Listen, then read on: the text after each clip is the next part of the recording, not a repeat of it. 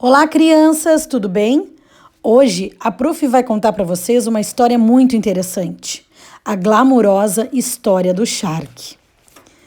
No século XV, a região sul era habitada pelos povos indígenas Charrua, Gés, Guarani e Carijó, que viviam as suas vidas tranquilamente, explorando os recursos naturais, a caça e a pesca.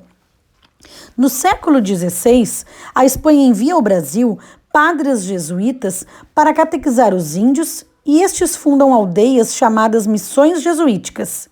Eles trouxeram várias cabeças de gado para a produção de carne, leite e ajudar na lavoura. Ainda no século XVI, bandeirantes atacaram as missões para aprisionar os índios com o objetivo de escravizá-los. Os jesuítas e os índios que sobreviveram aos ataques abandonaram as missões, e o gado deixado para trás ficou solto pelos campos por mais de 100 anos, passando todo o século XVII se reproduzindo, originando o rebanho da campanha gaúcha, e chegam nessa época a 48 milhões de reses. No século XVIII, o Brasil está crescendo e são criadas as grandes fazendas de café. E inicia-se o ciclo do ouro, com 100% da mão de obra dessas fazendas e mineradora no Brasil de escravos.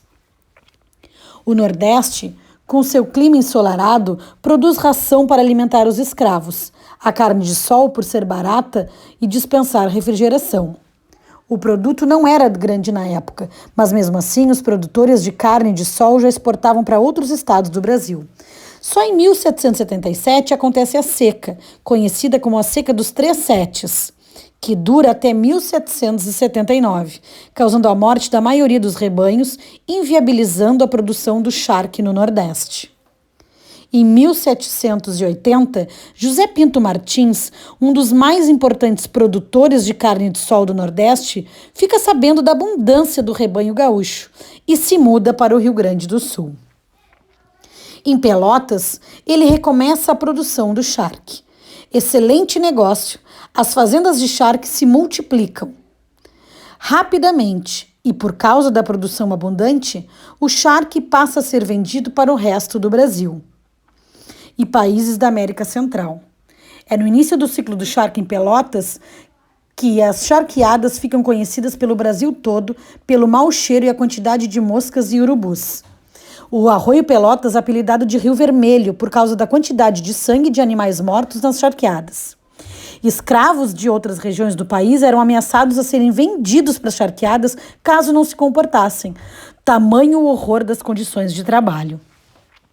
O charque produzido era empilhado em pelotas de couro e conduzido por escravos que eram obrigados a caminhar pela água pelo pescoço pelo Rio Vermelho, cheio de restos de animais mortos.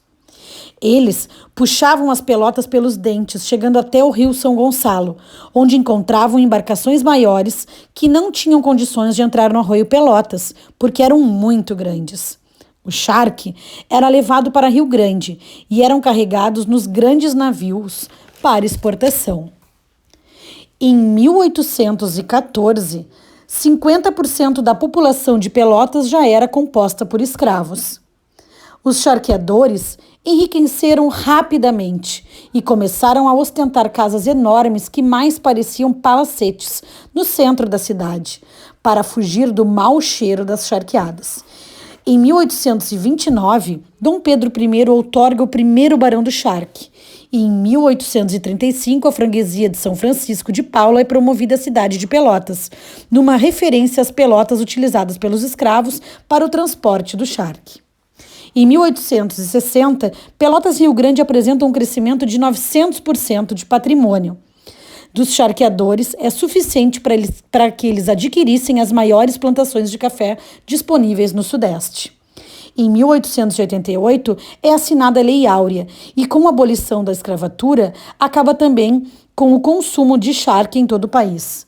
E, além disso, a falta de mão de obra escrava eleva o custo da produção.